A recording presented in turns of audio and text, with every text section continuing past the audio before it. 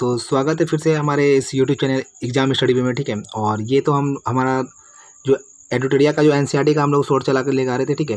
यानी एडिटोरिया का जो एनसीईआरटी वाला क्लास का जो 6 से लेकर 12 तक है, ठीक है, ऑल आउट के नाम से ये सर के द्वारा निकाला गया है।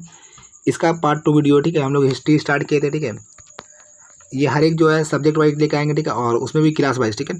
तो क्लास हिस्ट्री का क्लास 6 हम लोग पहले अपलोड कर चुके हैं। आज जो है हिस्ट्री का क्लास 7 अपलोड करेंगे, ठीक है। अगर आप लोग उसको देखे नहीं है तो इसको देख लीजिएगा, पहले 6 को, उसके बाद 7 का देख लीजिएगा, ठीक है। और जैसे कि पता है कि अभी जो है फिलहाल जितना भी एग्जाम अभी दे रहे हैं, ठीक है, तो एनसीईआरटी पे क्वेश्चन पूछा जा रहा है, ठीक है। तो एनसीईआरटी आप लोग के लिए बहुत ज़रूरी है। तो इसको जो एमसीक्यू वाइज दिया गया है इस बुक में, तो उसको कवर कर रहे हैं हम लोग, ठीक है। तो चलिए आगे बढ़ते हैं, ठीक है। क्लास 6 को हम लोग देखते हैं, ठीक है। ये ना हिस्ट्री का क्लास 6 है, ठीक है। हम इसको जूम कर देते हैं, ठीक है। हर एक क्वेश्चन को जूम कर देते हैं ताकि आपको बढ़िया से दिखेगा, ठीक है। तो चलिए हम लोग स्टार्ट करते हैं। पहला क्वेश्चन क्या है कि 14वीं शताब्दी के इतिहास का जियाउद्दीन बर्नी ने अपना पहला वृत्तांत कब लिखा था? हो जाएगा 1356 में, ठीक है। कब हो जाएगा? 1356 में, ऑप्शन नंबर बी। ये तो पूछ रहा है पहला, ठीक है। दूसरा भी अगर पूछ लेगा तो हो जाएगा इसके 2 साल के बाद लिखा था 1358 ईस्वी में, ठीक है। नेक्स्ट क्वेश्चन है, मध्यकाल में रहड़ का प्रयोग किस कार्य के लिए किया जाता था? तो वो हो जाएगा सिंचाई के लिए, ठीक है। ये तो याद होगा, ठीक है। रहड़ का प्रयोग किसके लिए जाता था? सिंचाई के लिए, ठीक है। आगे बढ़ते हैं, क्वेश्चन नंबर 3 में देखते हैं, ठीक है। जातक कथाओं का संकलन निम्नलिखित में से किसके द्वारा किया जाता था? ये क्या हो जाएगा? बौद्ध अनुयायियों के द्वारा, ठीक है। यानी जातक कथा का संबंध किससे संबंधित है? वो हो जाएगा बौद्ध धर्म से, ठीक है। आगे देखते हैं, नेक्स्ट क्वेश्चन 4 नंबर देखते हैं, ठीक है। क्वेश्चन है, दक्षिण भारतीय तमिल क्षेत्र में बड़ी भूस्वामियों को क्या कहा जाता था? इसका आंसर क्या हो जाएगा? वेल्लला। क्या नाम हो जाएगा? वेल्लला, ठीक है। 4 का ऑप्शन हो जाएगा डी, ठीक है। अब देखते हैं 5वां नंबर क्वेश्चन, देखते हैं क्या है। अब देखिए यहाँ जो है ना, इसको जो दक्षिण भारत तमिल क्षेत्र का है, ठीक है। क्या ही तमिल क्षेत्र का है, ठीक है। इसी में अगर बात करेगा कि साधारण हलवा को उनवार कहते थे, ठीक है। भूमिहीन मजदूर को दास, कैटसेर या अदमई भी कहा जाता है, ठीक है। ये जो अदमई है, अदमई के साथ अगर कैटसेर पूछ ले या दास पूछ ले, वो हो जाएगा भूमिहीन मजदूर, ठीक है। अरे हलवाहा को बोल जाएगा तो ये हो जाएगा उनवार, जो दिया हुआ ये हो जाएगा हलवा का नाम है, ठीक है। आगे देखते हैं 5वां नंबर क्वेश्चन क्या है, निम्नलिखित में से कौन त्रिकोणात्मक संघर्ष का हिस्सा नहीं था? तो हम लोग पढ़ते हैं ना त्रिकोण, ये त्रिसंघर्ष हुआ था, ठीक है। एक तो प्रतिहार था, ठीक है, एक राष्ट्रकूट और पाल था। यहाँ पे चोल वंश नहीं था, ठीक है। तो आंसर क्या आ जाएगा? चोल, ठीक है। चोल हो जाएगा, ठीक। आगे देखते हैं 6 नंबर क्वेश्चन क्या है। 6 नंबर है, दक्कन के राष्ट्रकूट किनके संबंध थे? ये इसका आंसर हो जाएगा, ये कर्नाटक के चालुक्य थे। किसके चालुक्य थे? ये कर्नाटक के, ठीक है। 7 नंबर क्वेश्चन देखते हैं, गंगईकोंड चोलपुरम की स्थापना निम्न में से किस चोल के शासक के द्वारा की गई थी? हो जाएगा राजेंद्र प्रथम चोल, ठीक है। राजेंद्र प्रथम चोल के द्वारा की गई थी। 8वां नंबर क्वेश्चन देखते हैं, ये कथन वाला है, ठीक है। इसको देखते हैं, ठीक है। तो पहला क्या है, चोल काल के संबंध में नीचे दिए गए कथन पर विचार कीजिए। तो चोल काल में पहला कथन, चोल काल में किसानों की बस्तियों को ऊर कहा जाता था। ये सही है कि किसान की बस्तियों को ऊर कहा जाता, जो कि सिंचित खेती के लिए के कारण बहुत समृद्ध हो गई थी, ठीक है। यहाँ समृद्ध हो गया था। गाँव का ये कथन क्या है? सही है। दूसरा देखते हैं हम लोग, गांव के समूह को नाडू कहा जाता है, ठीक है। गांव के समूह को नाडू कहते थे, ठीक है। ग्राम परिषद तथा नाडू न्याय करने तथा कर वसूलने जैसे प्रशासकीय कार्य करते थे। क्या ये भी कथन सही है? इसका आंसर क्या क्या पूछ रहा है? यहाँ भी ध्यान रखिएगा क्या पूछ रहा है, ठीक है। सत्य पूछ रहा है, सत्य क्या जाएगा? 1 और 2 दोनों, यानी आंसर हो जाएगा सी, ठीक है। आगे बढ़ते हैं हम लोग 8वां नंबर क्वेश्चन देखते हैं, ठीक है। ये सॉरी 8 तो देख चुके हैं, ठीक है। अब 9वां क्वेश्चन देखते हैं हम लोग, ठीक है।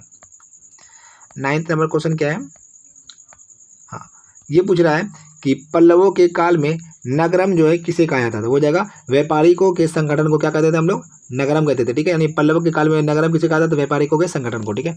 आगे देखते हैं 10वां नंबर क्वेश्चन है, ठीक है।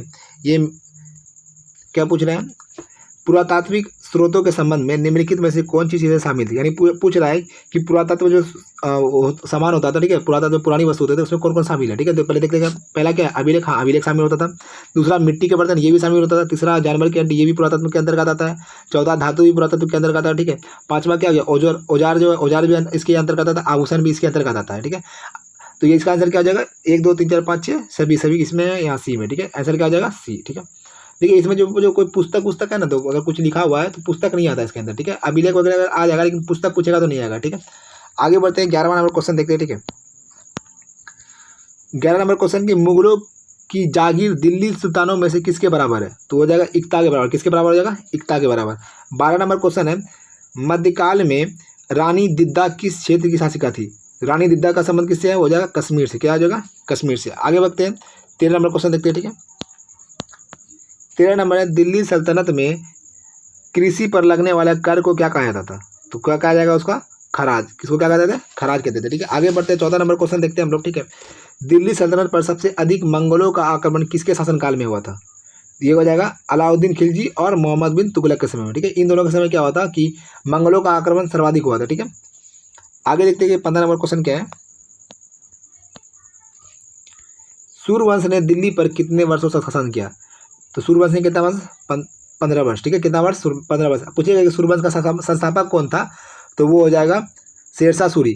आज जो सूर्यवंश कब से कब तक चला? 1540 से लेकर 1555 में। ठीक है, यानी 15 वर्ष तक शासन किया है। ठीक है, अब देखते हैं आगे है मिलान करने वाला। ठीक है, 16 नंबर क्या है? मिलान करना। ठीक है, अच्छा यहाँ पे दिया है मुगल बादशाह। ठीक है, यहाँ क्या दिया है?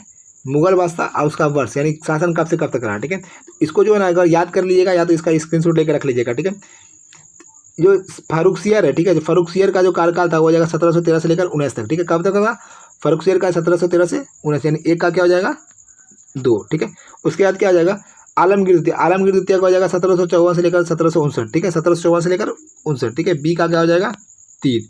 अब बच गया 2, शाह आलम द्वितीय और अहमद शाह। ठीक है, तो शाह अहमद आलम द्वितीय का जाएगा 1759 से लेकर 1800। इसका सी का क्या हो जाएगा? 4। सी का हो जाएगा 4 और एक बच गया अहमद शाह का क्या हो जाएगा? 1748 से 1754। तो क्या हो जाएगा? डी का 1। ठीक है, अब मिलान चिन्ह देखते किधर दिया हुआ है। ठीक है, हम लोग देखे एक का 2 था, बी का 3, सी का 4। ठीक है, कहाँ गया? एक का क्या बताए थे? 2 बताए थे। ठीक है, 1 2 का तो सभी जगह है। ठीक है, और ठीक है देखते क्या है, एक का तो 2 सब जगह है। ठीक है, सॉरी, हाँ यहाँ पे ठीक है, एक का 2 है। ठीक है, बी का क्या बताए थे? बी का बताए थे 3। ठीक है, यहाँ पे बी का 3। ठीक है, और सी का भी 4 था। ठीक है, ध्यान से उतर गया। ठीक है, ए का हो जाएगा 2, बी का 3 और सी का 4। तो आंसर नंबर क्या हो जाएगा? बी। ठीक है, आगे बढ़ते हैं, 17 नंबर क्वेश्चन देखते हैं हम लोग। ठीक है, इसको थोड़ा साइड करते। ठीक है, हाँ अब बोलिए। ठीक है, मुगल काल में सवाई राजा जयसिंह को किस क्षेत्र की सूबेदारी मिली थी? ठीक है, क्या पूछ रहा है? मुगल काल में सवाई राजा जयसिंह को किस क्षेत्र की सूबेदारी मिली थी? तो ऑप्शन के अकॉर्डिंग यहाँ पे हो जाएगा मालवा। ठीक है, क्या हो जाएगा ऑप्शन के अकॉर्डिंग? यहाँ आ जाएगा मालवा। ठीक है, और भी क्षेत्र का मिला था लेकिन ऑप्शन में जब ये मालवा दिया तो मालवा का हो जाएगा। ठीक है, नेक्स्ट क्वेश्चन 18 नंबर क्वेश्चन क्या है? सिख जत्थों तथा मिसलों की संयुक्त सेना को क्या कहा जाता था? हो जाएगा दल खालसा। क्या कहता जाता था? दल खालसा। ठीक है, आगे बढ़ते हैं, 19 नंबर क्वेश्चन क्या है? सिक्कों की राखी व्यवस्था के अंतर्गत उपज का कितना प्रतिशत हिस्सा संरक्षण के लिए लिया जाता था? तो कितना हो जाएगा इसका? 20%। क्या हो जाएगा? 20%। ठीक है, आगे देखते हैं, क्वेश्चन नंबर 20 है। ठीक है, तो बोल रहा है मुगलों के बारे में निम्नलिखित कथनों पर विचार कीजिए। ठीक है, मुगल के बारे में फिर से क्वेश्चन है, तो पूछ रहा है कि निम्नलिखित कथनों पर विचार कीजिए। ठीक है, तो माता की ओर से वे तुर्की के शासक तैमूर के वंश थे। नहीं, तुर्की नहीं है ये, माता की ओर से चंगेज था। ठीक है, माता की ओर से क्या आ जाएगा? मंगोल शासक चंगेज खां का वंश था। ठीक है, ये यहाँ माता का यहाँ नीचे दिया हुआ है। ठीक है, अब पिता की ओर से पूछेगा तो हो जाएगा तुर्की खा, यानी क्या दिया? दोनों का उल्टा दिया हुआ है। ठीक है, तो क्या हुआ? दोनों कथन असत्य है। ठीक है, अब पूछ क्या रहा है? सत्य कथन। दोनों क्या है? गलत है। तो क्या जाएगा? ऑप्शन नंबर डी, ना तो 1 और ना ही 2। ठीक है, आगे बढ़ते हैं, 21 नंबर का क्वेश्चन देखते हैं हम लोग। ठीक है, 21 में क्या है? भारत में तोप का प्रयोग पहली बार कब हुआ था? तो पता होगा पानीपत के प्रथम युद्ध में हुआ था। ठीक है, जब पानीपत का प्रथम युद्ध कब था? 1526 में। ठीक है, बाबर और इब्राहिम लोदी के बीच। ठीक है, इसी में क्या किया था कि जो पहली बार तोप का प्रयोग बाबर के द्वारा किया गया था। ठीक है, 22 नंबर क्वेश्चन देखिए क्या है? 22 नंबर का क्वेश्चन है, मनसबदारी व्यवस्था के संदर्भ में निम्नलिखित कथनों पर विचार कीजिए। ठीक है, 22 नंबर देखते क्या? मुगलों के नौकर साहब मनसबदार कराते थे। हाँ, ये सही है। ठीक है, मुगलों का मनसबदार क्या नौकर से कराते थे, नौकर साहब जो है मनसबदार कराते थे। ठीक है, इनके पद और वेतन का निर्धारण जात की संस्था पर था। जात की संस्था पर, यानी संख्या क्या होना चाहिए? संख्या पर निर्भर था। ठीक है, तो ये दोनों से क्या है? सही है। तो 22 का क्या हो जाएगा? सी, ऑप्शन नंबर सी हो जाएगा, 1 और 2 दोनों। ठीक है, 23 नंबर क्वेश्चन देखते हैं। ठीक है, 23 नंबर भी पूछ रहा है, कथन वाला है। ठीक है, मनसबदारी व्यवस्था के संबंध में निम्न में से कौन सा कथन सत्य है? यानी सत्य पूछ रहा है, यहाँ पे फोकस कीजिएगा। ठीक है, सत्य क्या? सत्य पूछ रहा है। अकबर ने जागीरों का सही आकलन कर मनसबदारों में वितरित किया। हाँ, ये तो सही है। ठीक है, अकबर ने भी किया था।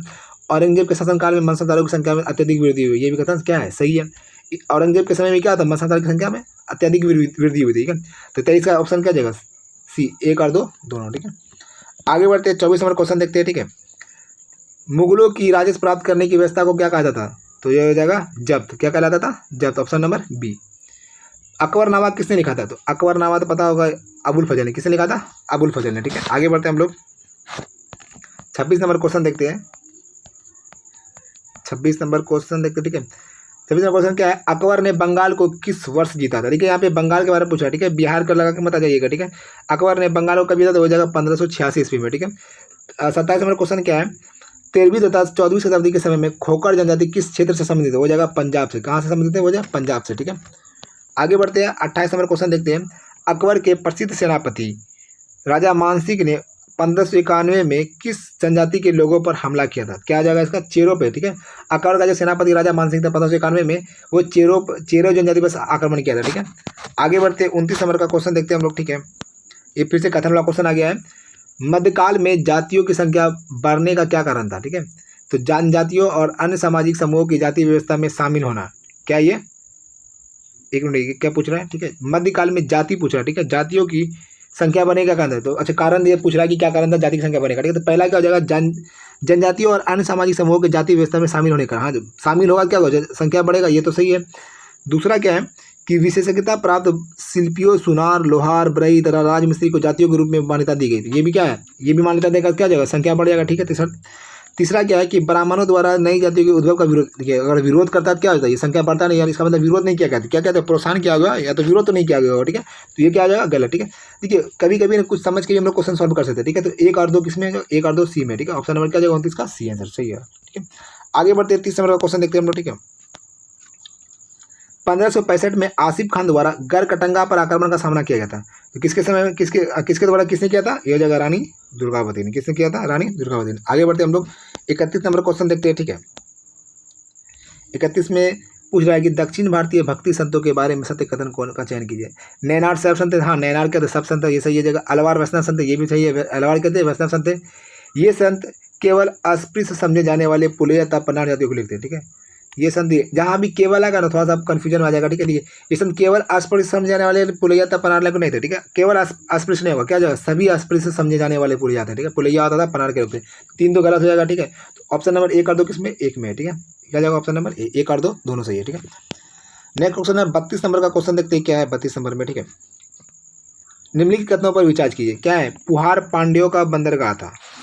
पुहार तो पांडे का नहीं था, ये जगह चोलों का। क्या जगह? पुहार चोल का है। ठीक है, चोल। पुहार किसका बंदरगाह है? चोल का। ठीक है, और मदुरै क्या जगह? मदुरै है सिर्फ ये पांडे का बंदरगाह नहीं, बंदरगाह तो नहीं पर शहर है। ठीक है, किसका शहर है? ये जगह पांड्यों का शहर है। ठीक है, तो कथन क्या पूछ रहा है?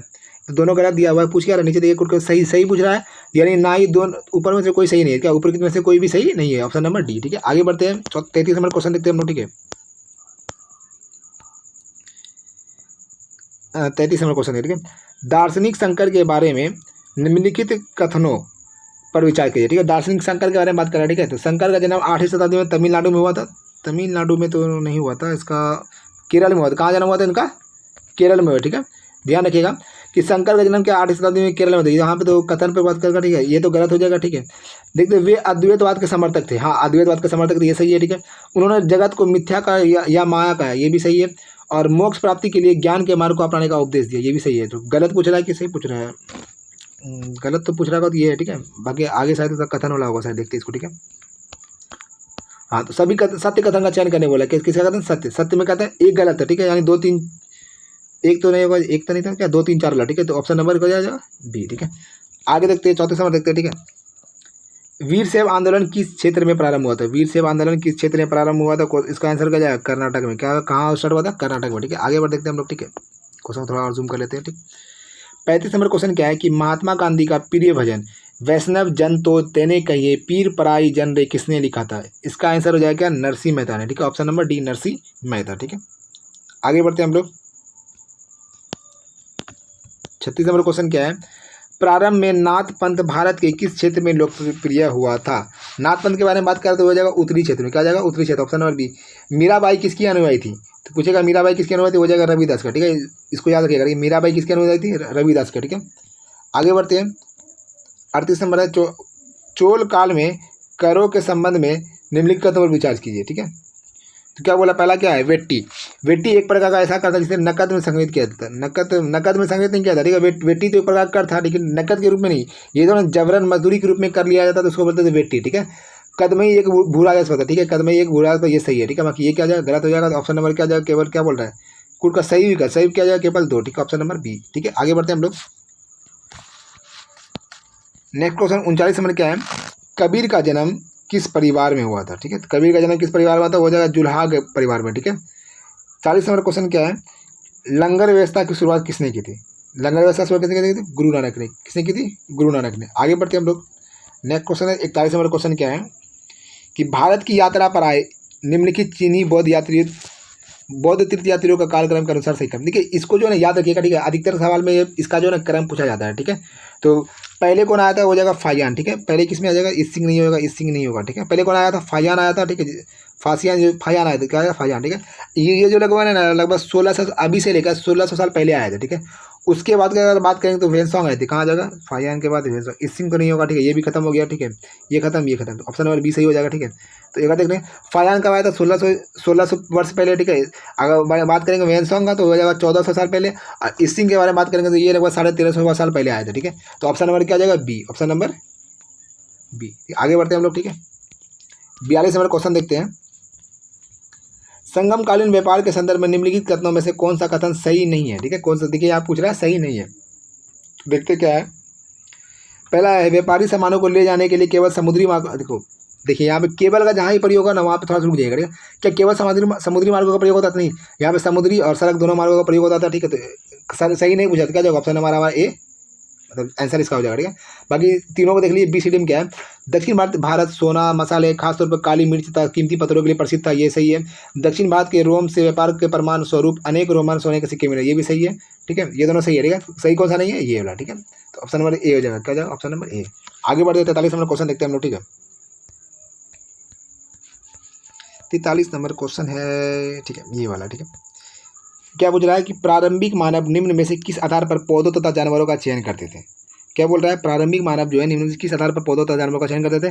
तो पहला क्या हो जाएगा? ये हो जाएगा जिनके बीमार होने की संभावना कम होती थी। हाँ सही बात है, ठीक है। बड़े दाने तथा मजबूत डंठल वाले पौधे, ये भी सही है। और अहिंसक जानवर का प्रयोग करते थे, ठीक है। अहिंसक हिंसा करेगा तो दिक्कत हो जाएगा वही लोग को, ठीक है। तो हिंसक अहिंसक करते थे, ठीक है। तो सही क्या आ जाएगा? तीनों, यानी ऑप्शन नंबर सी। केवल 1 2, मतलब 1 2 3 सभी सभी, ठीक है। 44 नंबर क्वेश्चन देखते हैं क्या है, ठीक है। भक्ति के संबंध में निम्नलिखित कथनों पर विचार कीजिए। क्या पूछ रहा है? भक्ति के संबंध में निम्नलिखित कथनों पर विचार कीजिए, ठीक है। किसी देवी या देवता के प्रति श्रद्धा को ही भक्ति कहा जाता है। हाँ तो ये तो सही है, किसी देवी या देवता के प्रति श्रद्धा को क्या बोलेंगे? हम लोग भक्ति कहते हैं, ठीक है। श्रीमद् भगवद गीता में भक्ति मार्ग को स्वीकार किया गया। हाँ भक्ति मार्ग को स्वीकार किया गया, तो धार्मिक ग्रंथ है, ठीक है। तीसरा में क्या है कि भक्ति का विचारधारा को बौद्ध तथा जैन पंथों में अस्वीकार कर दिया गया है। अस्वीकार तो नहीं कहा गया है, ठीक है। इन्हें भी इसमें यहाँ भी क्या किया है? भक्ति की विचारधारा को स्वीकार किया गया, ठीक है। तो ये तो गलत हो जाएगा, ठीक है। पूछ क्या रहा है? अच्छा यहाँ देखिएगा, पूछ रहा है असत्य कथन, ठीक है। तो असत्य कथन कौन रहेगा? यानी 1 2 सही है, तो 3 तीसरा क्या असत्य? ऑप्शन नंबर क्या जाएगा? डी, केवल 3, ठीक है। आगे बढ़ते हैं 45 नंबर क्वेश्चन देखते हैं, ठीक है। नैनार की संख्या कितनी है? नैनार का जगह 63, ठीक है। अलवार पूछेगा तो 12, ठीक है। अलवार पूछेगा तो ये 12 हो जाएगा। नैनार पूछेगा 63, ठीक है। नैनार संत किसका है? ये हो जाएगा शिव जी का, ठीक है। अलवार पूछेगा 12 हो जाएगा विष्णु जी का, ठीक है। आगे बढ़ते हैं हम लोग 46 नंबर क्वेश्चन देखते हैं, ठीक है। 46 में क्या है? सत्य कथन का चुनाव करने बोल रहा है। सत्य कथन का चुनाव करना है, ठीक है। रामानुज 11वीं शताब्दी में तमिलनाडु में पैदा हुए, ठीक है। हाँ रामानुज तो 11वीं शताब्दी में पैदा हुआ था, और जगह का नाम भी ठीक है, तमिलनाडु में दिया हुआ, सही है, ठीक है। और दूसरा क्या? वे नैनार संतों से प्रभावित है। नैनार नहीं था, ये क्या जगह? अलवार, ठीक है। अलवार यानी विष्णु संत से प्रभावित है, ठीक है। उन्होंने अद्वैतवाद का सिद्धांत दिया। रामानुज ने अद्वैतवाद का नहीं बल्कि विशिष्टाद्वैतवाद का सिद्धांत दिया। किसका दिया? विशिष्टाद्वैत का। ये भी गलत और ये भी गलत। कुछ क्या रहा था? सत्य को केवल एक कहा यहाँ, ठीक है। Option number D. आगे बढ़ते हैं 47 नंबर क्वेश्चन देखते हैं, ठीक है। देखिए इसमें कुल तो 60 क्वेश्चन है क्लास 7 में, ठीक है। तो जल्दी समाप्त हो जाएगा, ठीक है। तो इसके बाद जो क्लास 8 का लेकर आएंगे, ठीक है। पहले इसको कंप्लीट करते जल्दी, ठीक है। 47 नंबर क्वेश्चन क्या है? सूफी संत के बारे में निम्नलिखित कथन पर विचार कीजिए, ठीक है। तो पहला क्या है? वे सूफी जो है मुस्लिम रहस्यवादी थे। हाँ सूफी क्या थे? मुस्लिम रहस्यवादी थे, ये सही है, ठीक है। वे इस्लामी आचार संहिता को स्वीकार करते हुए ईश्वर के प्रति भक्ति तथा सभी मनुष्यों के प्रति दया भाव रखने पर बल देते थे। ये तो सही है। वे इस्लाम आचार संहिता स्वीकार नहीं करते थे, यहाँ क्या जगह अस्वीकार करते थे, ठीक है। अस्वीकार करते थे, ठीक है। ईश्वर के प्रति भक्ति तो था, लेकिन ये वे इस्लामी आचार संहिता का स्वीकार नहीं बल्कि अस्वीकार करते थे, ये तो गलत हो जाएगा, ठीक है। उन्होंने ईश्वर के प्रति व्यक्तिगत समर्पण पर बल दिया। हाँ ये तो सही हो जाएगा, ठीक है। तो क्या बोल रहा है? सत्य कथन का चुन के क्या जगह? केवल 1 और 3, ऑप्शन नंबर ए, ठीक है। आगे बढ़ते हैं हम लोग 47 के बाद 48 देखते हैं, ठीक है। 14वीं शताब्दी के ग्रंथ लीला तिलकम के बारे में सत्य कथन का चयन कीजिए। देखिए यहाँ सत्य पूछ रहा है, ठीक है। सत्य कथन का चयन कीजिए, ठीक है। पहला क्या है? यह केरल में मलयालम में लिखी गई ऐसी पहली साहित्यिक पुस्तक है जो व्याकरण और काव्य संबंधी। ये केरल के मलयालम में तो लिखा गया है, लेकिन ये पहली नहीं है, ठीक है। ये क्या होगा? पहली नहीं है। इसके पहले बहुत सारा लिखा गया है, ठीक है। ये पहली नहीं है, ठीक है। यानी इसका जो फैक्ट दिया है वो तो सही है, लेकिन ये पहली नहीं है, ठीक है। दूसरा क्या है? इस पुस्तक की रचना केवल संस्कृत भाषा में, देखिए केवल जब भी आ रहा तो देखिए यहाँ पे ध्यान रखिए, ठीक है, केवल संस्कृत भाषा में नहीं, संस्कृत भाषा में किया गया था और साथ में जो क्षेत्रीय भाषा था उसके उसमें वहाँ भी किया गया था। तो ये भी गलत, ये भी गलत। पूछा क्या था हमसे? सत्य पूछा गया था। सत्य तो कोई भी नहीं है, ठीक है, तो क्या है उपयुक्त में से कोई नहीं, ऑप्शन नंबर डी। आगे बढ़ते हैं हम लोग। 49 नंबर क्वेश्चन क्या है कि कथक नृत्य भारत के किस भाग में संबंधित है? ये तो सभी को पता होगा, ठीक है, ये क्या जाएगा उत्तर भारत में, ठीक है, खासकर यूपी वाला क्षेत्र में, ठीक है। आगे देखते हैं 50 नंबर क्वेश्चन क्या है कि बसहोली शैली किस राज्य से संबंधित है? तो क्या जाएगा वो हिमाचल प्रदेश। इफेक्ट याद कीजिएगा, ठीक है, बसहोली शैली किस राज्य से संबंधित है? वो जगह हिमाचल प्रदेश से। आइए देखते हैं 51 नंबर क्वेश्चन देखते हैं, ठीक है। 51 नंबर, ठीक है, पूछ रहा है क्या 51 नंबर क्वेश्चन में रस मंजरी की रचना किसने की थी? इसका हो जाएगा भानुदत्त, ठीक है, यहाँ भी इफेक्ट याद कीजिएगा, रस मंजरी की रचना किसने की थी? हो जाएगा भानुदत्त। आगे बढ़ते हैं। वृद्धर्म पुराण के संबंध में निम्नलिखित कथनों पर विचार कीजिए। क्या बोला? वृद्धर्म पुराण के संबंध में निम्नलिखित कथनों पर विचार करें। क्या बोला? इसकी रचना बंगाल में की गई थी, सॉरी, ठीक है, सॉरी, इसकी रचना कहाँ की गई थी? बंगाल में की थी, ये तो सही हो जाएगा, ठीक है। दूसरा हो जाएगा इसमें ब्राह्मणों को कुछ विशिष्ट प्रकार की मछलियों खाने की अनुमति दी गई थी। हाँ, ये भी क्या आ जाएगा? सही है, बंगाल में किया गया था और ब्राह्मण को जो है कुछ जो अलग कुछ मतलब विशिष्ट प्रकार की मछली हो तो वो खाने की अनुमति देगी। तो क्या जाएगा? 1 और 2 दोनों इसमें यहाँ पे, ठीक है, ऑप्शन नंबर सी 1 और 2 दोनों सही है, ठीक है। आगे बढ़ते हैं हम लोग।